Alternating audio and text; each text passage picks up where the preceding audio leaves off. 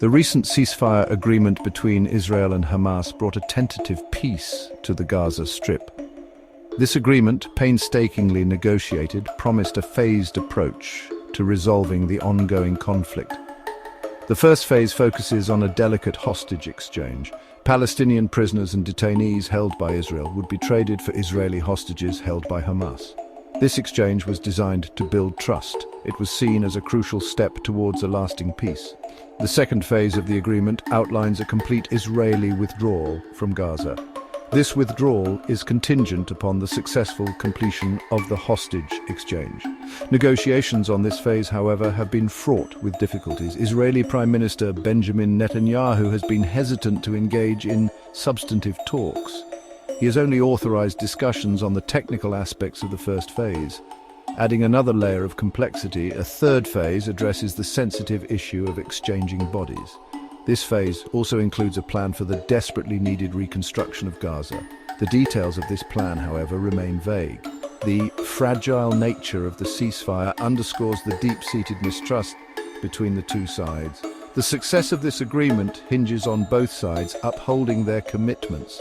The international community has urged both Israel and Hamas to show restraint. The stakes are incredibly high. A collapse of the ceasefire would have devastating consequences for the region. It would likely lead to a resurgence of violence, further entrenching the cycle of conflict. Hamas's recent announcement sent shockwaves through the region. The militant group declared it would not proceed with the scheduled release of Israeli hostages. This decision throws the already fragile ceasefire into jeopardy. Hamas claims its decision stems from alleged Israeli violations of the agreement. Hamas points to several issues as evidence of Israeli non-compliance. Delays in the return of Palestinian families to northern Gaza have fueled resentment. Hamas also alleges that Israel has obstructed the delivery of humanitarian aid. This aid is desperately needed for the beleaguered population of Gaza. Furthermore, Hamas accuses Israel of carrying out attacks on civilians in Gaza.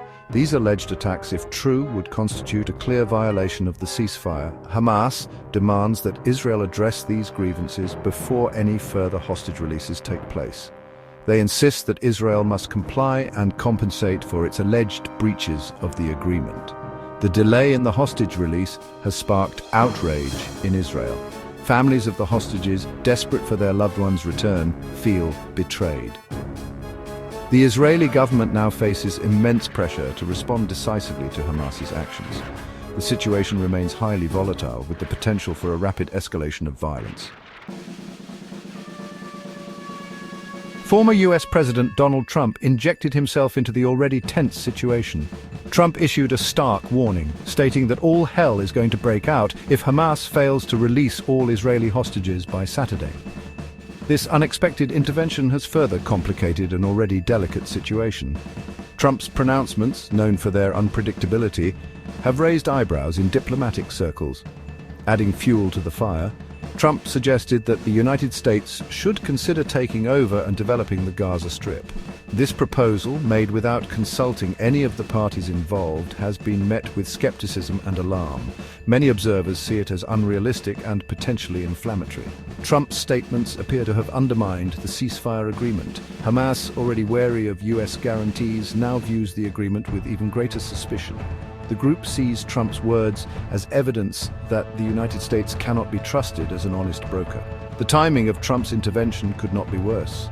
His statements have emboldened hardliners within Hamas, making them less likely to compromise. The international community has urged all parties to exercise restraint and to focus on salvaging the ceasefire. Israel reacted to Hamas's announcement with a mixture of anger and apprehension. The Israeli Security Cabinet convened for an emergency meeting. The gravity of the situation was palpable. The army, anticipating a potential resumption of hostilities, cancelled leave for soldiers in the Gaza division. Public anger in Israel is reaching a boiling point. Protests erupted in Tel Aviv, with demonstrators demanding the government take a tough stance against Hamas.